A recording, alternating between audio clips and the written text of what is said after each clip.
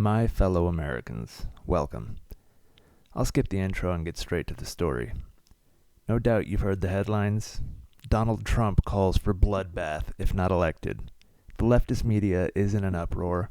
They're painting quite the grim picture, accusing Trump of threatening mass chaos and destruction if he's not voted into office. The leftists of Twitter are out in full force. The they-thems are foaming at the mouth, and soy-infested faux intellectuals are having a field day. But before we jump to conclusions, let's dissect the truth behind the sensationalized narrative. Let's begin by examining the edited clip that's been making the rounds. You're not going to be able to sell those cars. If I get elected, now if I don't get elected, it's going to be a bloodbath for the whole, that's going to be the least of it. It's going to be a bloodbath for the country. That'll be the least of it. But there it is. At first glance, it seems damning, doesn't it? But this is how easily a narrative can be manipulated with context stripped away. This is just the latest example of the media's agenda-driven reporting, designed to sway public opinion. So, why don't we take a look at the full clip and get all of the context before we make up our minds. Mexico has taken, over a period of 30 years, 34% of the automobile manufacturing business in our country. Think of it. Went to Mexico. China now is building a couple of massive plants where they're going to build the cars in Mexico and they think that they're going to sell those cars into the United States with no tax at the border. Let me tell you something to China. If you're listening, President Xi, and you and I are friends, but he understands the way I deal, those big monster car manufacturing plants that you're building in Mexico right now, and you think you're going to get that, you're going to not hire Americans, and you're going to sell the cars to us. Now, we're going to put a 100% tariff on every single car that comes across the line, and you're not going to be able to sell those cars. If I get elected, now, if I don't get elected, it's going to be a bloodbath for the whole, that's going to be the least of it. It's going to be a bloodbath for the country. That'll be the least of it. But they're not going to sell those cars. They're building massive factories. A friend of mine. What do you know?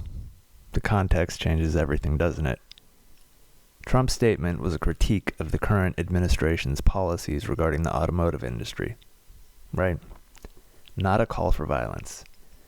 He was warning about the dire consequences if the status quo persists, particularly in light of China's impact on the American auto manufacturer industry. Let's not mince words here. The current state of affairs is dire. Our country has been bleeding under this administration, and the consequences are far-reaching. It's time that we wake up to the harsh reality before it's too late. And then there's Nancy Pelosi. Nancy Pelosi, someone tell that granny to blow me. I'd take out her dentures, put them on the dresser, slide off her panties and proceed. I'd whip out her knockers fast and start throwing uppercuts like a boxing bag. I'd grab her by the nipples and I flip them up and down until they're flapping in the wind. He's going to exact a bloodbath. There's something wrong here. How respectful I am of the American people and their goodness. But how much more do they have to see from him to understand that this isn't what our country is about? Praising Hitler, praising the Russians, honestly, condemning our soldiers for losing or dying in war or being captured in war. It said, what's wrong with Russia? They defeated Hitler. What about the millions of Americans who risked or gave their lives? What about him saying that soldiers buried in Europe, he didn't want to visit them because they were losers? Good old Nancy Pelosi. Her penchant for twisting reality to fit her narrative is, well, it's as timeless as her face. Praising Hitler? Praising the Russians?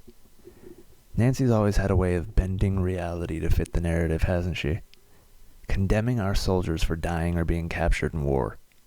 I assume she's referencing John McCain. And then the death of the soldiers in Europe and him not wanting to visit their graves. Hoax. She epitomizes the dangerous nature of political deceit. The left preys on emotions, tugging at the heartstrings with lies disguised in truth. Despite the non-stop nonsense, I feel there's a glimmer of hope.